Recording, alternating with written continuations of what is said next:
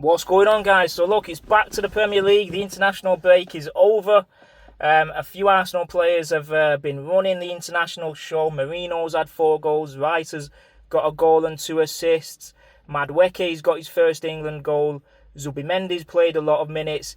Look, there's been a lot of minutes and a lot of goal involvements for Arsenal, but now it's back to the big one. It's back to the Premier League. Saturday lunchtime.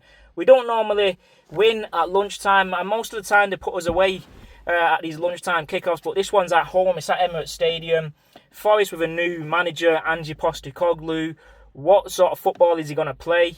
It's going to be interesting, but we've got a chance to go to the top of the league and, come back to the league with those 3 winning points. So we've got to get into Nottingham Forest and get into the preview, and let's see and hear what it's all about. Forest, to me, have had a bit of a wayward season so far. They've played 3, they've won 1, lost 1 and drew 1. The most recent result, which was a surprise and a shock to everyone's system, is the home defeat 3-0 against a poor and a struggling West Ham team. 3-0 at Forest's ground. Now this is a complete different game. It's away.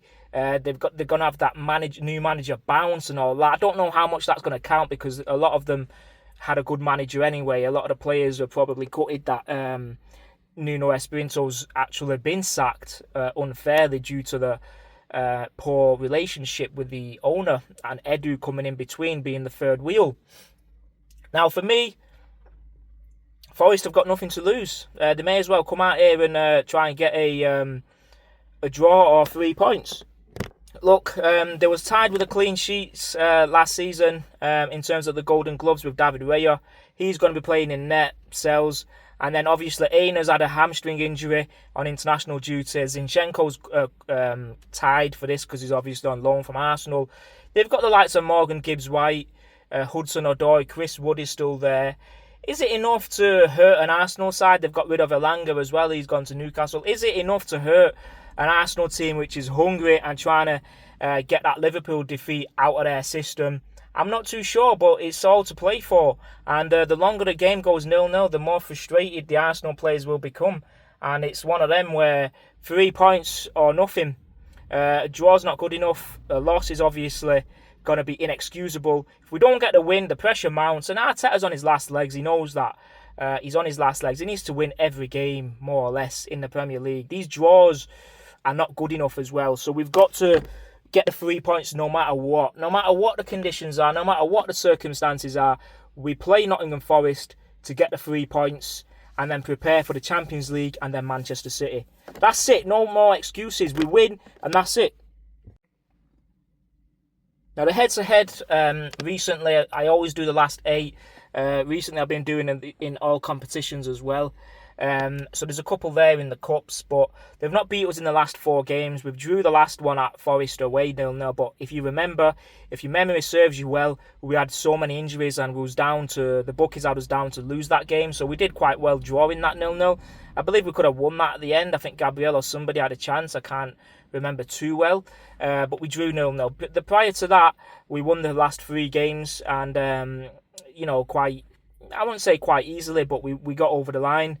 And then before that, we lost, I think it's 2023, does it say there? We got beat from them towards the end of the season, I believe it was again. Now, all in all, we've won like 4 or 5 in the last 8 against them. There's no reason why we shouldn't be winning there on Saturday lunchtime. It's going to kickstart our weekend. Hopefully, we get off to a good weekend. And there's always a result or two that is quite surprising. So maybe a Chelsea lose, maybe a Liverpool get a draw. Man City obviously got United, maybe they lose at home again. It's one of them, or maybe Arsenal lose at home to Forest, and then it's people are going to be getting the Arteta out t-shirt. So I tell you what, this season, if Arteta doesn't turn it on with the money that's been spent, by Christmas he could be a gunner. He's not a gunner, but a gunner. I hope it's not the latter. I hope he is still a gunner because I want him to succeed. But it's all about the 3 points. I must have said 3 points in this video so far about 6-7 times because I've got to add that emphasis on it. The 3 points on Saturday, you don't understand how important it is to get off on that winning run on the weekend, first game of the weekend, and just start our season from Saturday. We've got 6 points. If you ask me, we should have had 5 points from those 3 games, but we've got 6. We should have drawn at Anfield, beat Leeds, and potentially draw or lost at Old Trafford. That's 5 points, but we've got 6 points, so we can't really complain. You get these losses here and there, but Nottingham Forest on Saturday, there's no excuses. Arteta's got to go, take the handbrake off. It's at Emirates, get a clean sheet, and just put them to the sword. I don't care if they've got a new manager or not. We shouldn't be fucking scared of that. We shouldn't be overanalyzing that. We shouldn't be fucking worried or concerned or let anxiety creep in. We're fucking Arsenal. We go to fucking Emirates Stadium with 60,000 fans and fucking kill Nottingham Forest. Who the fuck are they to say they've got a new manager bounce and they're going to fucking be in the game? Who cares? We focus on our fucking game. We get the fucking 3 points. That's it. If you don't get the 3 points, you're going to fucking be out of the fucking club soon. So you better get the fucking 3 points. Now, the lineup for me is pretty simple. David Raya starts. Calafiori comes back as a left back. Lewis Skelly, for me, has not been cutting it this season. Gabriel Magalhaes, left-sided. On the right side is Mosquera. There's no question about that. It's what he's played at Anfield, the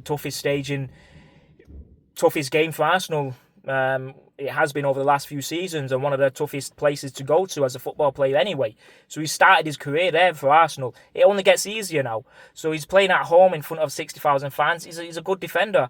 I only need to see a player once or twice to know if they're good or not. Mosquera's a good player, believe me. On the right, it's Timber. He played well for the Netherlands, especially the second game when he came on. He got the important pass before the assist, and he turned the game on its head. And then in midfield, it's Zubimendi. Again, he started both Spain's games. He's so in control in that midfield for Spain. I hope he can bring that to Arsenal, and if we can implement that style. And then it's going to be Odegaard. He's got a couple of goals and an assist in the most recent game for Norway. Odegaard starts, he has to. And then is it Mikel Merino with 4 goals, or is it Declan Rice? I think Rice starts this game. On the right, it's Madueke. Again, he's had a goal for international, and he's been England's best player in the international break. Up front is Gyökeres. He's been poor.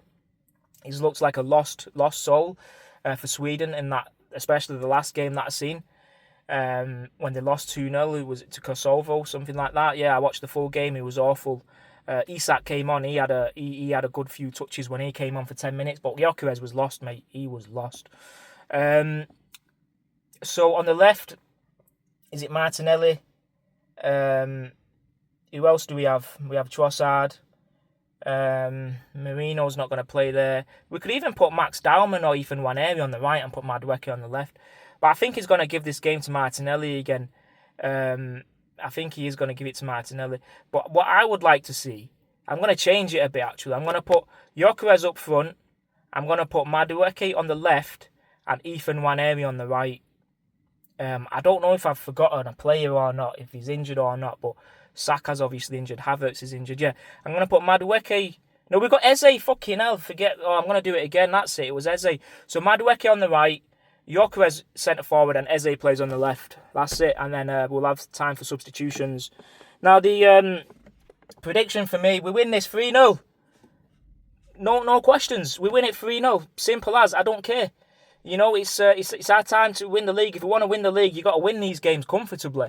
It's the time to get your goal difference up, put pressure on a bit on the shoulders of the other teams, and you relax and prepare for the Champions League game on Wednesday or Tuesday, whenever it is. So look, 3-0 to Arsenal. Simple as. Simple. No, nothing more to say. Let me know what you think.